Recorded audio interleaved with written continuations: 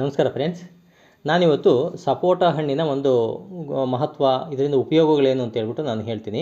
ಈ ಸಪೋಟ ಹಣ್ಣನ್ನು ಅಟ್ಲೀಸ್ಟ್ ಸೀಸನ್ನಲ್ಲಾದರೂ ನಾವು ಇದನ್ನು ತಿಂದರೆ ನಮ್ಮ ಶರೀರಕ್ಕೆ ತುಂಬ ಒಳ್ಳೆಯ ಉಪಯೋಗ ಇದೆ.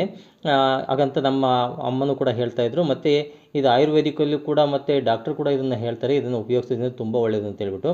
ಯಾಕೆಂದರೆ ಇದರಲ್ಲಿ ಐರನ್ ಯುಕ್ತ ಒಂದು ಅಂಶ ತುಂಬ ಚೆನ್ನಾಗಿದೆ ಅಂತ ಹೇಳ್ತಾರೆ, ಕಬ್ಬಿಣ ಅಂಶ. ಜೊತೆಗೆ ನಾರಿನ ಅಂಶನೂ ಕೂಡ ಇದೆ.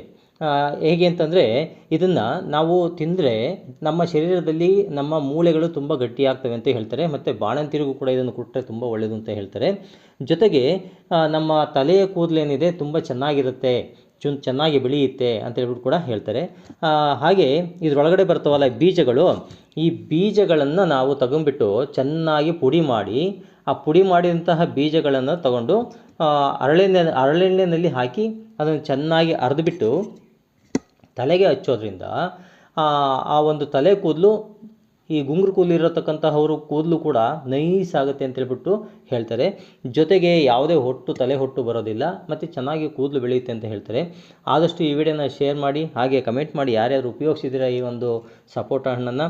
ಹಾಗೆ ನನ್ನ ಪೇಜ್ನ ಆದಷ್ಟು ಫಾಲೋ ಮಾಡಿ, ಹಾಗೆ ಹೆಚ್ಚಿನ ವೀಡಿಯೋಗಳನ್ನು ಈ ಥರ ಮಾಡೋದಕ್ಕೆ ಕೋಪ್ರೇಟ್ ಮಾಡಿ.